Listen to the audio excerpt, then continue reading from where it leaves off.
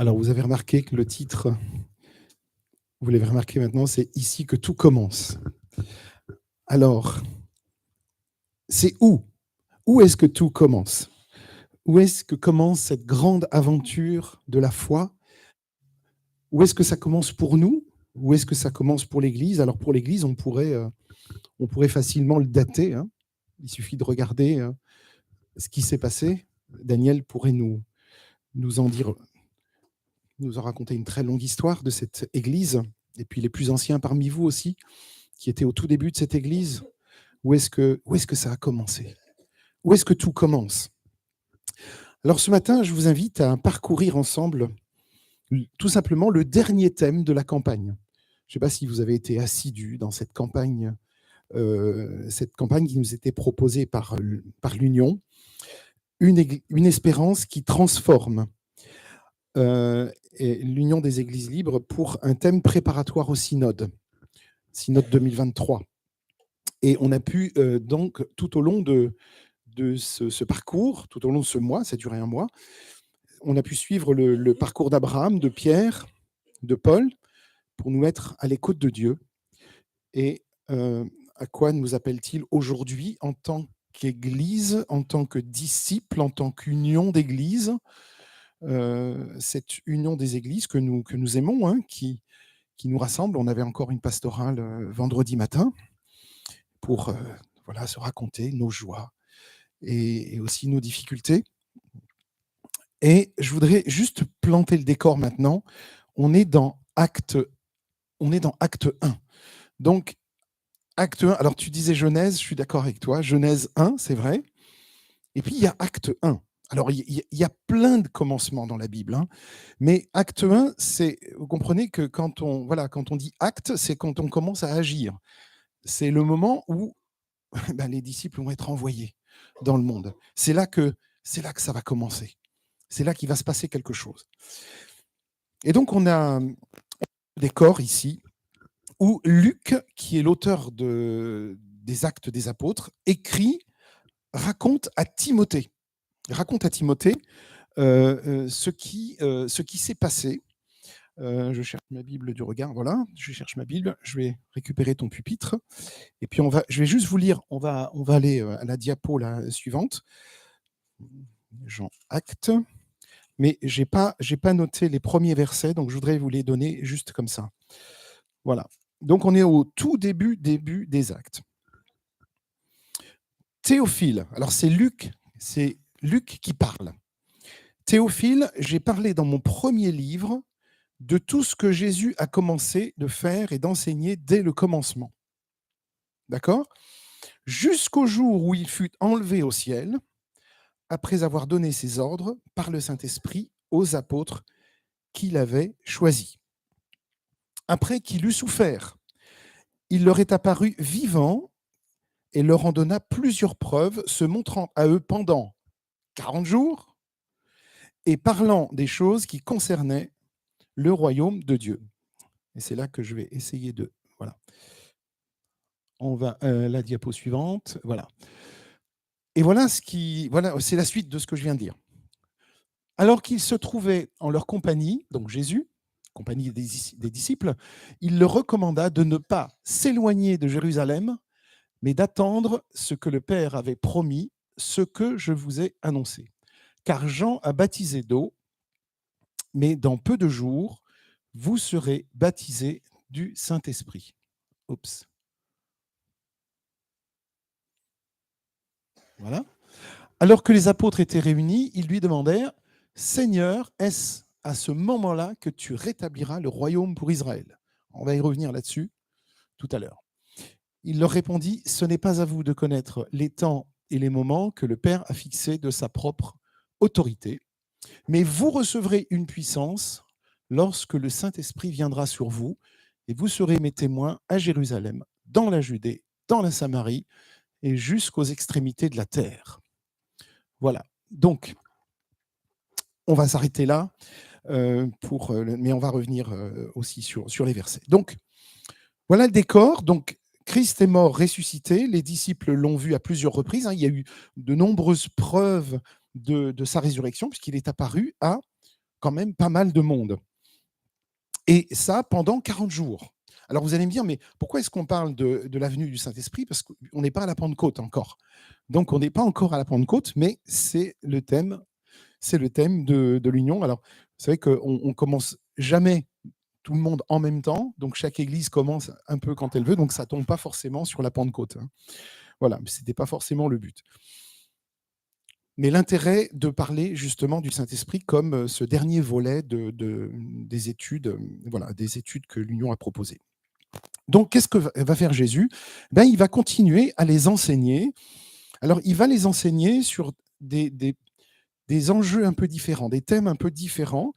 Il les prépare aussi, surtout là à l'idée qu'il va retourner au Père et que du coup, les disciples vont se trouver tout seuls. Ils vont se trouver seuls. Alors, vous imaginez un peu la déception des disciples qui voient Jésus mort, pensent qu'il est définitivement parti, qu'ils ne le reverront plus jamais, et puis Jésus leur apparaît à nouveau pour repartir encore une fois et les laisser à nouveau tout seuls. En fait, Jésus va les préparer à ce qu'on appelle en théologie la grande... Alors, il y a plusieurs noms, mais le grand appel ou grand envoi. Dans Matthieu 28, à la fin de Matthieu, c'est cette mission qu'il va leur confier jusqu'à son retour. Et cette mission, vous vous souvenez en quoi elle consiste? De faire des nations des disciples. C'est une tâche, mes amis, quand même costaud pour nous. Hein. Vraiment, avec nos petits bras, je ne sais pas comment on va faire. Mais en tout cas, on y arrive, plus ou moins bien, à notre niveau. Pour accomplir cette mission-là, eh bien, Jésus va leur promettre quelque chose d'incroyable. Il leur promet le Saint-Esprit et il leur dit, il leur donne même une date, vous allez le recevoir dans quelques jours. Dans quelques jours. Et donc ça se passe à la Pentecôte, donc acte 2, hein, on tourne une page et on se retrouve dans acte 2. Et là, on ouvre une nouvelle page du salut, en fait. On ouvre quelque chose de totalement nouveau. Et c'est assez extraordinaire ce qui va se passer après. Donc, si nous, en tant qu'Église, on est appelé à avoir un impact spirituel sur nos contemporains, sur le monde aujourd'hui, vous savez, aujourd'hui, on parle beaucoup d'influenceurs, des influenceurs qui influencent pas toujours dans le bon sens, vous êtes d'accord? Vous connaissez un peu? Vous savez comment ça marche? Eh bien, l'Église est aussi un influenceur, parce que l'Église veut rayonner autour d'elle, et pour qu'elle puisse rayonner autour d'elle, c'est-à-dire que pour nous, ce qui est important aujourd'hui, c'est de savoir d'où on vient. C'est-à-dire que où est-ce que tout a commencé pour nous? Où est-ce que tout a commencé pour l'Église? Qu'est-ce qui fait que l'Église en est là où elle en est aujourd'hui? Et si vous regardez un petit peu la croissance de l'Église dans le monde, vous allez vous apercevoir que c'est extraordinaire. Extraordinaire. Donc pendant le ministère terrestre de Jésus, il y a des personnes qui ont gravité autour de lui. Il y en a beaucoup qui l'ont écouté. Il n'a pas pu s'adresser à autant de foule qu'on peut le faire aujourd'hui parce qu'il n'y avait pas les réseaux sociaux, il n'y avait pas les médias. Donc lui, il s'adressait aux gens qui étaient juste dans sa périphérie, dans son entourage proche, les gens qui s'agglutinaient autour de lui. Et donc, on a entendu Jésus. Alors, Jésus a fait beaucoup de choses. Hein. Il a enseigné. On a vu Jésus guérir des malades. Ils ont été témoins aussi de sa mort, de son ensevelissement. Ils ont constaté aussi sa résurrection. Ils n'ont pu que constater qu'il n'était plus là. Et donc, ce qui s'est passé pour tous ces gens qui ont été contemporains de Jésus, qui l'ont entendu, qui l'ont vu, ils sont passés du statut d'anonyme dans une foule à témoins oculaires. C'est-à-dire que maintenant qu'ils avaient vu ça, il fallait absolument qu'ils le disent aux autres. Je vais vous donner un exemple qui est parlant pour nous. C'est quand vous avez un bon médecin qui vous a sorti d'une situation délicate. La première chose que vous faites, c'est quoi? C'est de le raconter autour de vous. Tu sais, je suis allé chez ce médecin-là et franchement, moi, je suis allé il n'y a pas longtemps, j'étais bloqué des cervicales et je suis allé chez un éthiopathe. Je ne connaissais pas avant. Bon, voilà, j'ai découvert ça. Et puis c'est vrai que quand il a fait craquer le cou, il y avait pas mal de bruit. Il y a eu pas mal de bruit, des jolis bruits d'ailleurs, des bruits de maracas. Euh, et puis et depuis, ça va beaucoup mieux. Donc qu'est-ce que je fais? Je dis, voilà, ah, tu as un problème de cervical? Tu sais, moi, je suis allé, voilà, il y a quelqu'un qui m'a débloqué. Voilà, il n'est pas médecin, mais équivalent. Eh bien, c'est pareil quand tous ceux qui ont vu Jésus, tous ceux qui ont vu Jésus, qui l'ont côtoyé, qui l'ont vu faire des choses incroyables, ont eu envie de le dire autour d'eux. Ils sont devenus témoins oculaires. Nous, on a vu Jésus faire ça. Et donc, c'est à partir de ce groupe, alors on parle d'un groupe de 120, 120 disciples, qui allait devenir le groupe de base qui deviendrait 10 jours plus tard les témoins de Jésus à Jérusalem lorsque le Saint-Esprit descendrait. Ce groupe central qui donnera naissance à l'Église. Et dans ces derniers moments avec eux, Jésus a eu un échange verbal avec ce groupe qui sert de fondement à l'Église et qui est censé, ce que l'Église est censée être et faire. Alors on va commencer. Le premier point, c'est qu'est-ce que Jésus a fait? Il leur a commandé de... Attendez. Hop. Voilà. Oups. Voilà. Il leur recommanda de ne pas s'éloigner de Jérusalem. Alors, j'ai essayé de creuser un peu cette recommandation, parce que c'est vrai que il commence par Jérusalem et il leur recommande de ne pas quitter Jérusalem. Fait intéressant, Jésus attend que nous gardions ses commandements. Donc, il leur recommanda, ou il leur commanda, c'est pareil, hein, de ne pas s'éloigner. On lit dans 1 Jean 5, « Si nous l'aimons, nous gardons ses commandements ». Bon, c'est logique, si on aime Jésus, on garde ses commandements, on fait ce qu'il nous dit, on fait ce qu'il nous demande, on suit ses conseils, parce qu'on l'aime, et puis lui nous aime aussi. Et donc, Jésus va prononcer aussi, dans Jean 14 et 15, au Cénacle. Alors, on ne parle pas beaucoup du Cénacle. Moi, j'ai trouvé intéressant de revenir un peu sur ce Cénacle, qui est tout simplement le lieu où l'on mange. C'est le lieu, en fait, où Jésus a pris son dernier repas avec ses disciples. Aujourd'hui, il y a beaucoup de cénacles. Il y a beaucoup de dérivés du Cénacle. Et en général, c'est un groupe de personnes. C'est un groupe de personnes qui se retrouvent. C'est pour ça qu'on a appelé ça par ricochet le Cénacle pour d'autres groupes qui se réunissent.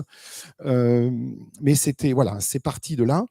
Et ce lieu, en fait, Cénacle vient de sonéa, qui veut dire souper, qui a donné la scène. Et donc traduit dans la Vulgate par le grec anagion, chambre haute. Voilà, c'est là où Jésus a pris le dernier repas avec ses apôtres. Et le Cénacle, alors aujourd'hui on l'a localisé, hein, c'est même un lieu touristique. Pour ceux qui sont allés en Israël, vous avez peut-être visité le Cénacle. Qui a visité le Cénacle? Pas encore? Un jour peut-être? Qui est situé au sommet du mont Sion. C'est pour ça que j'ai choisi à gauche, on ne voit pas très bien, mais l'image ici, c'est le mont Sion. Dans la Bible, vous savez qu'il se passe beaucoup de choses. Le mont Sion, c'est assez central. Dans les psaumes, c'est un lieu quand même important. Et c'est l'endroit où aurait eu lieu la scène, et aussi la Pentecôte, la réception du Saint-Esprit et d'autres événements importants des premiers temps de l'Église. Alors, pourquoi j'intitule ce message « C'est ici que tout commence », parce que Jésus leur demande de rester à Jérusalem. Donc, on peut considérer que Jésus dit « il faut commencer par Jérusalem ». C'est important, on le découvre, hein, quand on le découvre quand on étudie un petit peu la place centrale, de Jérusalem. Il leur recommande de ne pas s'éloigner de Jérusalem, mais d'attendre ce que le Père avait promis. Donc vous allez à Jérusalem, vous restez là et vous attendez. Qu'est-ce qu'on attend, Seigneur? Vous attendez. Vous allez voir, ça va. Les instructions vont arriver. Et donc, pourquoi le lieu choisi est important? Alors déjà, c'est le lieu où Jésus s'est retiré pour prier au jardin. Le jardin de Gethsémane. Vous savez ce que veut dire Gethsémane? Ceux qui ont étudié Gethsémane, ça veut dire pressoir à huile. Gethsémane. Pourquoi pressoir à huile? Parce que certainement qu'il devait y avoir un pressoir à huile. Pourquoi? Parce qu'on est sur le mont des Oliviers. Et quand il y a des olives, il faut un pressoir pour presser l'huile et pour éviter de transporter des tonnes d'olives vers un pressoir qui se trouve en bas, on met le pressoir directement là où sont les oliviers. On avait vécu ça dans le sud de la France. C'était assez magnifique. Des étendues d'oliviers et de l'huile d'olive maison qui était absolument délicieuse. Et en relisant ça, je me suis dit, mais voilà, Gethsémani, pressoir à huile, sur le mont des Oliviers, Jésus a été pressurisé. Jésus a été pressé comme une olive à ce moment-là. Pourquoi? Parce que c'est aussi le lieu de son agonie. C'est aussi le lieu de son arrestation. C'est aussi le lieu du calvaire. Mais c'est aussi le lieu de la résurrection. Jésus ressuscité. Un lieu tellement important que Jérusalem est encore appelée aujourd'hui, elle a deux noms, la cité de Dieu et la ville sainte. C'est pour ça que ça commence là. Symboliquement, c'était important. Alors, pensez à tout ce qui se passe à l'ombre de la croix. Et c'est pour ça que je voudrais revenir, parce que vous savez que pour nous, les chrétiens, c'est important de revenir toujours à la croix. C'est important. Parce que si on ne parle pas de la croix, notre prédication est vaine, en fait. C'est à la croix que tout commence. Tout commence à Jérusalem, tout commence là, parce que Jésus, voilà, c'est ici que Dieu choisit c'est la ville de David aussi. C'est tellement de choses. C'est tellement de choses. C'est la ville où il s'est passé tellement de choses. Si vous ne connaissez pas encore Jésus, eh bien, vous pouvez venir à la croix. Ça, c'est magnifique. Si votre cœur de chrétien s'est un petit peu refroidi, eh bien, vous pouvez revenir à la croix. Si vous sentez votre foi s'effondrer, vous pouvez venir à la croix. Revenir à la croix nous change. Revenir à la croix nous rappelle ce que Dieu a fait. Revenir à la croix aussi nous humilie, mais nous élève aussi et nous fait vivre un renouveau spirituel. C'est à la croix que nous nous souvenons de ce que notre vie a coûté au Seigneur. Si on n'a pas en tête le sacrifice de la croix, on aura du mal à mesurer le prix réel de ce que sauver notre vie a coûté à Dieu. C'est à la croix que nous nous souvenons aussi de quoi nous avons été sauvés. De l'horreur totale, de la mort éternelle, de la perdition éternelle. Revenons à la croix et attendons. Vous savez, quand on est perdu dans notre vie chrétienne, même dans notre vie tout court, je dis, Seigneur, je reviens à ta croix et j'attends. J'arrête de parler, j'arrête de penser, je t'écoute, simplement. Alors, qu'est-ce qui se passe après? Une fois qu'on est revenu à la croix, une fois qu'on est revenu à ce lieu tellement important, là où Dieu veut nous amener, là où Dieu veut que nous attendions, qu'est-ce qui se passe? Il y a une promesse. Parce que Jésus ne leur dit pas, écoutez, restez à Jérusalem au pied des oliviers, là, souvenez-vous de tout ce qu'on a vécu ensemble, vous souvenez-vous que les soldats m'ont arrêté, souvenez-vous de tout ce qui s'est passé, c'était terrible. Non, non, ce n'est pas juste pour se souvenir de ce qui s'est passé de terrible, c'est aussi pour recevoir une promesse. Jésus les fait retourner au lieu du calvaire, à la croix, parce que c'est là qu'ils devraient recevoir la promesse du Saint-Esprit. Attendre ce que le Père avait promis, ce que je vous ai annoncé. Et quand Jésus, vous savez, quand Jésus annonce quelque chose, ça arrive toujours. Il ne ment pas. N'oublions jamais, mes amis, que le Saint-Esprit, en descendant sur les participants de Acte 2, a changé à jamais la façon dont l'Esprit de Dieu allait habiter avec son peuple. Alors vous allez me dire, avant la Pentecôte, il y a eu des apparitions. Enfin, le Saint-Esprit est apparu. Dans l'Ancien Testament, on le voit, il y a quelques exemples. Mais c'était pour accomplir une tâche, une mission. Voilà, une mission ponctuelle. L'Esprit vient sur le prophète pour accomplir une mission, une tâche ponctuelle. Après la Pentecôte, Jésus communique que l'Esprit va faire sa demeure dans les cœurs de ceux qui croient. Tout cela dépendait et continue de dépendre de la confiance que nous avons placée en Jésus. Si vous m'aimez, dit-il, gardez mes commandements. Alors je voudrais juste maintenant aller voir un petit peu le degré de confusion, quelques éléments de confusion des disciples, qui pourraient d'ailleurs aussi être notre confusion aussi. La manière dont on est troublé parfois quand Jésus nous demande quelque chose et qu'on ne comprend pas ce qu'il nous demande.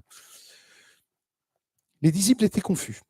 Ils se posent la question, et là on le voit bien quand même qu'ils sont complètement perdus. Je vais essayer de retrouver parce que je peux. Voilà. Seigneur, est-ce à ce moment-là que tu rétabliras le royaume pour Israël? Et là, franchement, Jésus devait être tellement découragé de dire, mais j'ai fait tout ça pour que vous en arriviez à poser une question comme ça. Franchement. Et est-ce que vous ne croyez pas que nous aussi, de temps en temps, on fait ça avec le Seigneur, on lui fait des blagues comme ça? Il dit, est-ce que c'est vraiment à ce moment-là que tu rétabliras le royaume pour Israël? Et franchement, le Seigneur avec nous, il est découragé. Tous les jours, il est découragé. Il dit, mais attends, ça fait des années et des années que je t'enseigne sur mes intentions réelles, sur mon projet, sur le plan que j'ai pour ce monde. Et toi, tu me demandes encore si à ce moment-là, si la promesse, là, si ça va être le rétablissement du royaume. Alors, les disciples disent, en fait, nous, on veut bien retourner à Jérusalem, Seigneur, on veut bien, mais dis-nous, montre-nous ce qui va se passer à ce moment-là.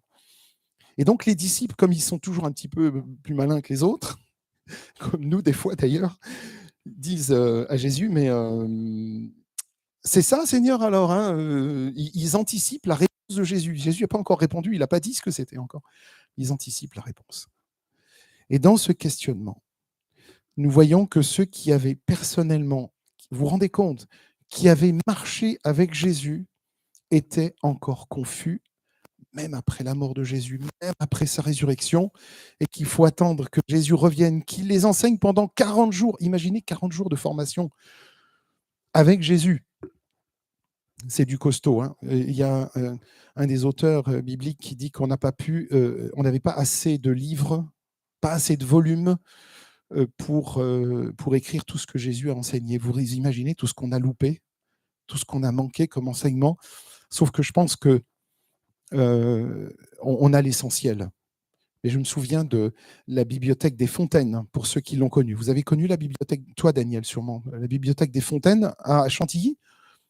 La bibliothèque extraordinaire. C'est là que les étudiants de la Morlaix allaient, c'est là qu'on allait étudier dans la bibliothèque. Là. Il y avait 6000 ouvrages. Et il y a des ouvrages qui partaient dans le monde entier, qui étaient emballés, vraiment emballés, des gros livres, des gros commentaires, des livres bibliques qui partaient dans le monde entier, bien emballés, parce que c'était un ouvrage unique. Et là, c'est vrai qu'il nous manque beaucoup des paroles de Jésus. On aurait aimé en avoir plus.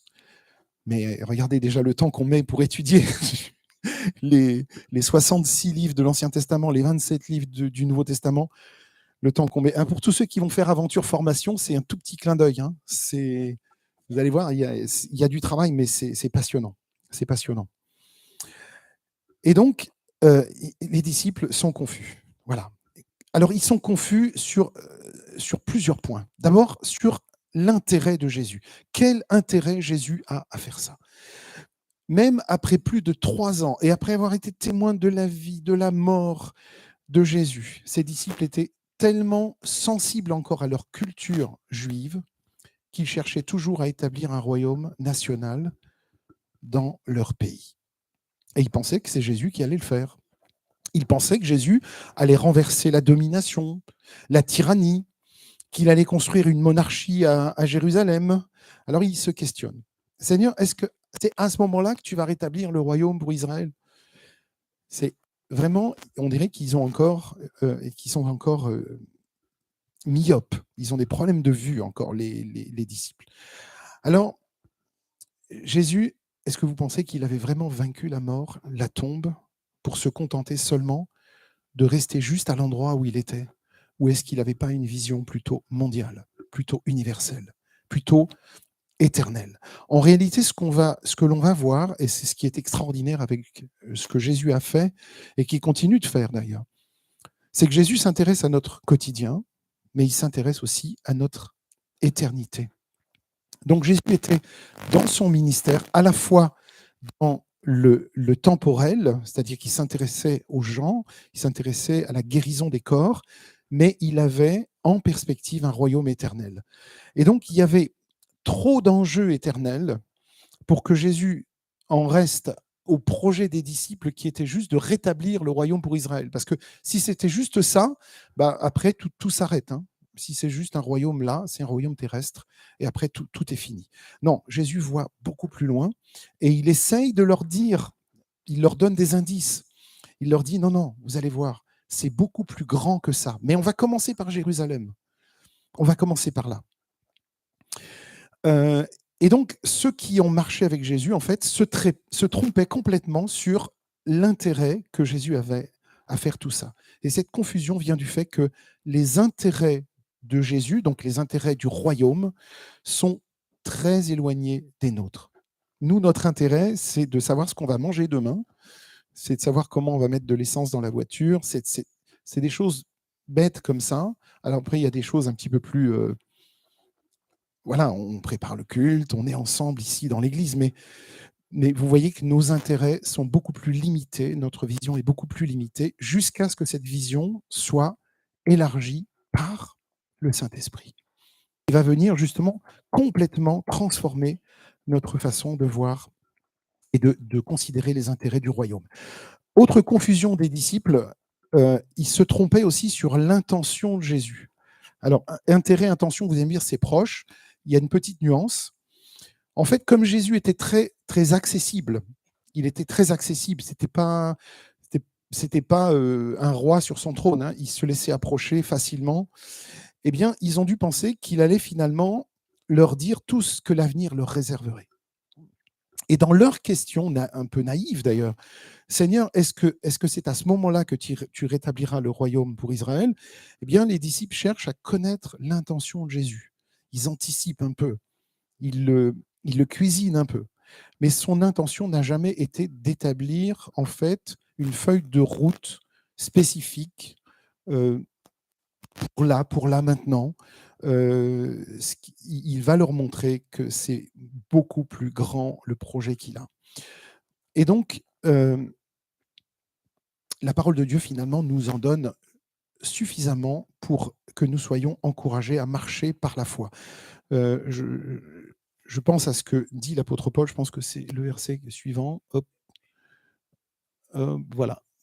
Encouragez-vous les uns les autres par ces paroles. En fait, on a suffisamment dans la parole de Dieu pour avancer, pour marcher, pour être encouragé.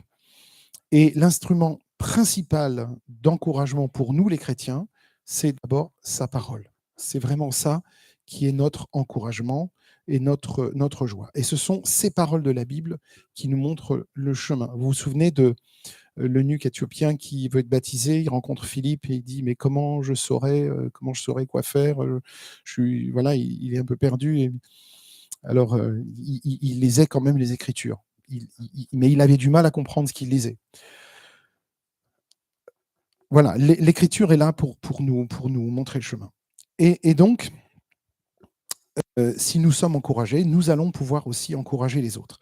Alors, ça présuppose quelques éléments importants dans lesquels nous devons entrer. D'abord, ça suppose que nous soyons nourris par cette parole, que nous acceptions d'être nourris par cette parole.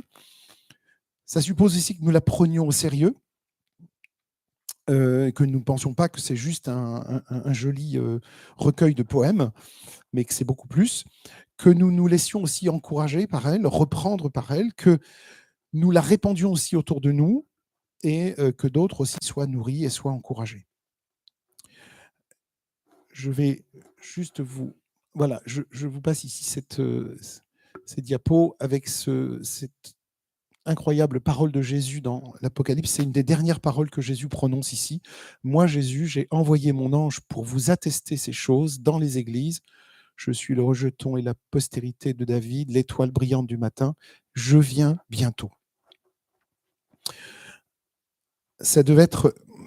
Tout ça devrait être tout ce dont nous avons besoin pour être encouragés, de savoir que le Seigneur va revenir, qu'il envoie son Saint-Esprit, mais il revient aussi.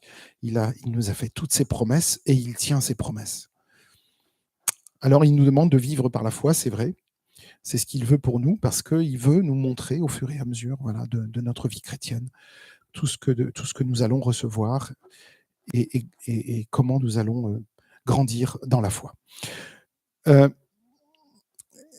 Jésus va tracer quand même un parcours à suivre pour les disciples. D'abord, ce qu'il veut faire, c'est lever cette confusion qu'ils ont dans leur esprit. Ils sont perdus. Ils sont, même après tout ce qu'ils ont vu, tout ce qu'ils ont vécu, ils sont quand même perdus. Et donc, il veut lever cette confusion. Il va leur donner, en fait, une carte, un GPS, encore valable pour nous aujourd'hui. Et je voudrais vous donner quelques points de compréhension de ce parcours. D'abord, il y a la présence du Seigneur. Jésus a dit à ceux qui étaient sur cette colline de retourner à l'ombre de la croix, de retourner là où était la croix, et ils allaient recevoir le Saint-Esprit promis. C'est aussi valable pour nous aujourd'hui. Aller à la croix, faire cette expérience du salut lorsque le Saint-Esprit vient transformer nos vies, nous changer. Et parfois, on doit retourner à la croix parce que nous avons permis au péché d'entrer dans nos vies. Et lorsque le péché entre, eh bien, il y a un phénomène qui se produit. Lorsqu'on laisse trop le péché dans nos vies, c'est que le Saint-Esprit, en fait, n'a plus la même présence dans nos cœurs, voire se retire, et nos cœurs se refroidissent. Et parfois, si on est vraiment dans un état spirituel qui est dégradé, qui est mauvais, ça veut dire que le Saint-Esprit n'a plus la place pour agir. Il n'a plus sa place qu'il avait avant, au début, quand nous l'avons reçu au moment de notre conversion. Les dernières paroles dans Matthieu, dans Actes, Jésus a parlé d'avoir à la fois autorité et pouvoir, et il leur dit comme le Père m'a envoyé, moi aussi je vous envoie. Donc là, vous voyez aussi, il y a un processus, il y a une étape. Jésus est envoyé par le Père une fois qu'il a enseigné, une fois qu'il a fait des disciples, eh bien après il les envoie, et il les envoie dans le monde. Hein, c'est vraiment, il les envoie dans le grand champ missionnaire. Et donc, ce que Jésus veut aussi nous faire vivre, c'est cette mission qui nous paraît impossible. Moi aussi, je vous envoie dans ce qui paraît une mission totalement impossible, d'évangéliser le monde entier, d'annoncer au monde entier. Mais pour le faire, vous inquiétez pas, j'ai prévu quelque chose. Donc, Jésus veut quelque part nous faire vivre quelque chose de surnaturel. C'est pas naturel de partir dans le monde. D'ailleurs, si ce n'était pas Jésus qui l'avait dit, est-ce que vous pensez qu'on y serait allé? Est-ce que vous pensez que les disciples y seraient allés? Imaginez, par exemple, si Bouddha avait dit aller dans le monde entier, faire des disciples. Je ne suis pas sûr qu'il y aurait eu beaucoup de disciples. Voilà, il y en a un peu, mais on se rend compte à quel point le fait d'envoyer le Saint-Esprit a permis aux disciples de faire des choses assez incroyables. Et donc, Jésus leur dit en fait que lorsque le Saint-Esprit viendra sur vous, vous recevrez une puissance. Alors, c'est quoi cette puissance? Est-ce que c'est quelque chose qui nous permet d'accomplir des miracles? C'est quoi exactement cette puissance? Alors, petite anecdote, hier, il y a une dame qui était venue au Repair Café pour apporter sa télé. J'en vois déjà qui rigole. Et puis, on était là avec Jean-Yves, Janice Edison. Et puis, je démonte la télé, tout simplement. Hein. Je connais rien en électricité. Hein. Je démonte la télé. Et puis je la remonte. Edison vérifie 2-3 choses. On remonte la télé. Et à la fin, cette dame dit « ça marche ». C'était pas moi hein, qui l'avais fait fonctionner, c'était Edison, c'était pas moi. Vous êtes un marabout. Et après, elle a ajouté, vous êtes un gourou. Bon, d'accord.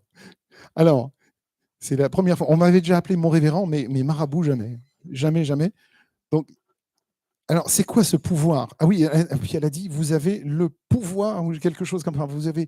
C'est extraordinaire. Je vais raconter à tout le monde qu'ici, ma télé fonctionne à nouveau. Donc, c'était assez amusant, mais c'était pour... Voilà. C'est quoi ce pouvoir? C'est quoi cette puissance? Eh bien, cette puissance-là, elle nous permet d'être connectés avec le Dieu Tout-Puissant, avec le Seigneur de l'univers, qui va nous faire entrer dans ce processus, dans cette marche avec lui et dans ce processus de rédemption, qui va nous permettre de vivre comme Jésus, qui va nous permettre d'aimer comme Jésus. Ça, c'est surnaturel. Parfois, des choses qui paraissent très simples sont absolument surnaturelles. Alors, quel est le but? Jésus dit, vous serez mes témoins. Il n'a pas parlé d'option ou de chance. Hein. Il n'a pas dit, par exemple, vous serez mes témoins si vous êtes d'accord. Si vous êtes d'accord, si vous le voulez bien, vous serez mes témoins. Il a plutôt dit avec insistance, vous serez mes témoins. On n'a pas vraiment le choix, mais comme il nous donne tout ce qu'il nous faut pour y aller, ben on y va. Voilà. On n'a pas trop envie d'y aller. C'est comme à la guerre, on n'a pas envie d'y aller. Mais on est dans une guerre spirituelle. Là. Donc on n'a pas tellement envie d'y aller, mais on y va parce que, bon, ben merci Seigneur, tu nous as équipés pour. Et finalement, nous sommes du coup devenus, vous et moi, tous, mais tout le monde, hein, du plus petit au plus grand, des responsables de la proclamation de l'Évangile. Et ça peut être très simple, ça peut être juste donner un évangile à quelqu'un ou poser, je me souviens d'un témoignage d'un monsieur qui est devenu ancien dans une église que j'ai fréquentée.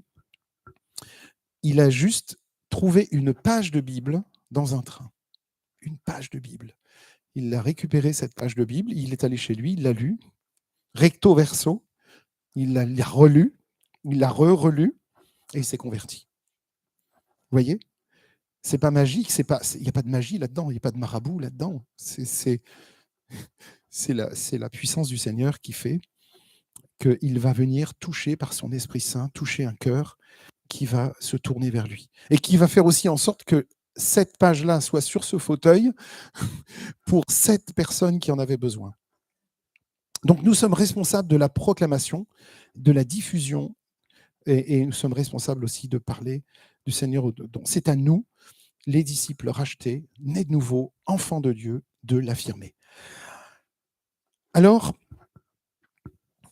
on a quand même un beau projet, et avec cette venue du Saint-Esprit à la Pentecôte, ce lieu où il faut attendre, je vais avancer un petit peu,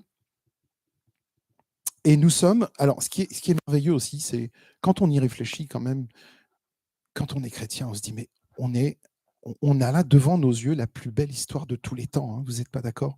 La plus belle histoire de tous les temps, c'est une histoire qui change toute la vie, qui change radicalement notre vie complètement. Et malheureusement, cette histoire, elle pourrait être menacée d'oubli si ça devient juste l'histoire de l'enfant à la crèche tous les ans à Noël, si ça se résume à ça, c'est franchement dommage. Et c'est une histoire que beaucoup ne connaissent pas, peut-être parce que nous ne l'avons pas encore racontée. Et raconter cette histoire une fois encore aux personnes qui n'ont pas entendu parler de cette magnifique histoire. Quand le Seigneur vient dans une vie, il la change. Et puis, j'arrive à la fin.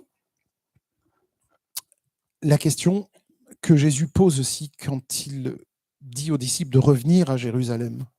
de revenir à Jérusalem, de revenir là où tout s'est passé, au début, au tout début, revenir à la Genèse.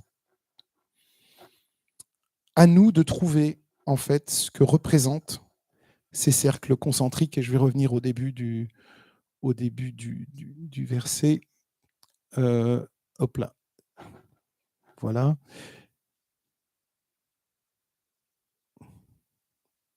Non, c'est pas là, pardon. C'est Matthieu 28, en fait. Je pensais que c'était là. Oui, si, c'est là, pardon. Voilà. Donc, vous recevrez une puissance lorsque le Saint-Esprit viendra sur vous. Et là, on a plusieurs lieux. Donc, je vous invite à aller parcourir avec moi. Vous serez mes témoins à Jérusalem, dans toute la Judée, dans la Samarie et jusqu'aux extrémités de la terre.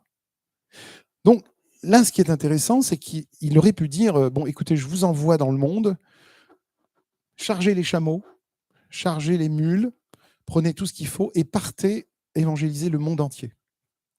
Non, il n'a pas dit ça. Il a dit d'abord Jérusalem. D'où peut-être la confusion dans l'esprit des disciples de penser que Jésus, s'il leur demande de commencer par là, c'est qu'il a peut-être des intentions plus terrestres, de dire, bon, s'il parle de Jérusalem quand même, ça veut dire qu'il veut qu'on s'installe là de façon terrestre, de façon temporelle. Et là, à nous de trouver aujourd'hui, et là, je vous invite un peu à une petite réflexion que vous pourrez d'ailleurs vous faire dans la semaine qui vient. Que représentent ces cercles concentriques? Pourquoi cercles concentriques? Parce qu'on a d'abord Jérusalem, et puis on a autour de Jérusalem, on a la région de la Judée, on a un peu plus loin la Samarie, et puis on a évidemment le reste du monde. C'est quoi pour nous? Ça représente quoi pour nous? Pour nos vies personnelles? C'est quoi notre Jérusalem? C'est quoi notre Judée? Et c'est quoi notre Samarie? Et c'est quoi pour nous les extrémités de la terre? Alors, on n'a pas tous voyagé à l'autre bout du monde, hein, bien sûr. Mais qu'est-ce que ça représente pour nous, si on devait l'appliquer à nous, du plus proche au plus lointain, vers lequel Jésus nous appelle à être ses témoins? Je vous avais parlé la semaine dernière de notre missionnaire hollandaise, missionnaire au Cameroun, pourquoi je dis Cameroun, au Tchad, et qui donc pendant 40 ans a œuvré loin, très très loin de chez elle, les Pays-Bas. Elle a été appelée à être un témoin là-bas. Et nous? En fait, ce que Jésus dit aux disciples, il leur dit, vous commencez par là, où tout a commencé pour vous. Pour nous, c'est quoi, Jérusalem? Si je vous pose la question. Ça pourrait être quoi? Non, alors, géographiquement, Deuil-la-Barre, mais spirituellement, ce serait quoi? Oui, là, et notre cœur, qu'est-ce qui s'est passé avec notre cœur quand on a fait une rencontre? C'était où? Vous vous souvenez? Pour vous? Où vous étiez? Je suis sûr que vous vous souvenez de l'endroit où vous étiez quand vous avez rencontré Jésus. Parce que ça, on ne l'oublie pas. Et même si vous avez vécu une conversion progressive, comme ça peut être le cas pour certains d'entre nous qui sont nés, qui ont baigné dans une culture biblique, et qui ne se souviennent pas exactement du moment. Je sais que j'ai suivi mes parents, je sais que j'ai cheminé comme ça, et puis je pense que je suis un chrétien, en fait. Je pense. Mais c'est bien d'essayer d'aller un peu plus loin, et comme Jeanne, tu disais, de voir ce qui s'est passé dans notre cœur à un moment précis. Est-ce qu'à un moment précis, le Seigneur, on se souvient qu'il est venu, qu'il a fait sa place dans nos cœurs? Alors ça peut être ce cercle, on va commencer par Jérusalem. Notre Jérusalem, ça peut être notre famille. Regardez, vous serez mes témoins dans votre Jérusalem d'abord. La Jérusalem, pour nous, c'est notre conjoint, nos enfants, nos parents, nos grands-parents, nos cousins. Est-ce qu'on est des témoins pour eux? Est-ce qu'on est des témoins du Christ pour toutes ces personnes? Ça commence là. Alors, La Judée, c'est quoi? Alors, on va un petit peu plus loin. Alors, ça peut être géographique, Daniel. Ça peut être au-delà de Deuil-la-Barre. Mais ça peut être aussi un cercle plus éloigné, de gens qui habitent plus loin. Ou ça peut être tellement de choses. La Samarie, ça, c'est intéressant. Pourquoi? Vous savez ce que c'est que Samarie? On a Jérusalem, la Judée. La Judée, c'est le royaume du Sud, c'est là où tout ce qui est plus beau se passe. Mais la Samarie, c'est un problème. C'est là où personne ne veut aller, en fait. La Samarie, c'est là où il y a des gens qu'on n'aime pas beaucoup. Et donc, on dit, Seigneur, pourquoi tu m'envoies là-bas en Samarie? Là, j'ai pas envie, moi. Envoie d'autres gens, pas moi. Samarie, c'est les gens à qui le Seigneur nous demande de parler et à qui on n'a pas envie de parler. Parce qu'on dit, Seigneur, tu vois, lui, de toute façon, il est perdu. C'est fini pour lui. C'est fini. Ou envoie d'autres. C'est ça, notre Samarie. Et puis, les extrémités de la terre, ben, comme on ne peut pas y aller, on peut prier pour eux. Ou alors, on peut faire un don à une mission. Au hasard. Hein. Suivez mon regard. Il y a tellement de choses qu'on peut faire. Nos cercles concentriques. Je commence par là où le Seigneur a commencé avec moi, et ensuite, je peux aller plus loin. Mais si je commence d'abord à partir en mission à l'autre bout de la terre et que je n'ai pas résolu tous mes problèmes, ou que je n'ai pas été un bon témoin autour de moi, alors là, franchement, ça ne sert à rien. Ce n'est pas ce que le Seigneur nous demande. Donc, notre responsabilité première, c'est d'abord de commencer par notre Jérusalem. C'est ici que tout commence. Et donc, j'arrive vraiment à la fin. La maison, alors notre maison doit être ce lieu spirituel fort. Et je sais très bien, et nous savons tous, que c'est beaucoup plus facile à dire qu'à faire. Et c'est beaucoup plus facile à dire qu'à vivre. C'est pour ça qu'on a besoin du Seigneur pour ça. Et donc, après, on pourra passer à la phase suivante, aller plus loin. La phase suivante de notre mission, notre Judée, notre Samarie, et puis au monde entier. J'ai fini, mais il y avait des questions annexes. Alors, je voudrais juste vous en lire quelques-unes, des questions qui ont été élaborées par Marjorie Legendre, qui est pasteur à Gennevilliers, et qui a écrit ceci, donc dans des questions pour échanger. Mais je vous les enverrai, les questions. Elles sont dans le recueil, mais je vous les enverrai. Je vous en donner quelques-unes. Souvenons-nous des moments dans votre vie où vous avez été sur le seuil, sur une transition entre une phase de votre vie et une autre, dans l'attente d'un grand événement. Pour le coup, le grand événement que Jésus annonce, c'est la venue du Saint-Esprit. Quelles émotions vous habitaient? Quelles pensées aviez-vous? Quelle était votre prière? Quelles questions avez-vous éventuellement posées à Dieu dans ces moments-là? Alors, je vous invite à relire vraiment les questions. Ça pourrait faire suite à ce message d'aujourd'hui. Si vous reprenez les questions, je vais vous les envoyer et vous prenez un temps pour les relire, pour les lire et puis y répondre pour vous. Ça sera vraiment utile, je vous assure. Je vous assure. Et vous savez que si chacun individuellement, on est plus fort dans le Seigneur, notre Église sera plus forte. C'est pas la peine d'essayer d'être une méga church. Nous, déjà, à notre niveau, on commence par notre Jérusalem à nous ici. Et chacun, notre Jérusalem, d'ailleurs, c'est nous d'abord. Ça commence avec nous. Nous, spirituellement, comment on va? Comment ça va spirituellement pour vous? Comment ça va derrière, là-bas? Vous allez bien? C'est ça qu'il faut se poser. Hein. Et tout à l'heure, quand on va se saluer, il faudra qu'on ait cette pensée-là. Ce serait chouette. Quand on va se saluer tout à l'heure, qu'on ait cette pensée-là, il dit, je veux que tu ailles bien spirituellement. Et moi, je veux que tu pries pour moi pour que j'aille bien spirituellement. Parce que quand on sera plus fort dans le Seigneur individuellement, notre Église sera impossible à abattre. Impossible à abattre.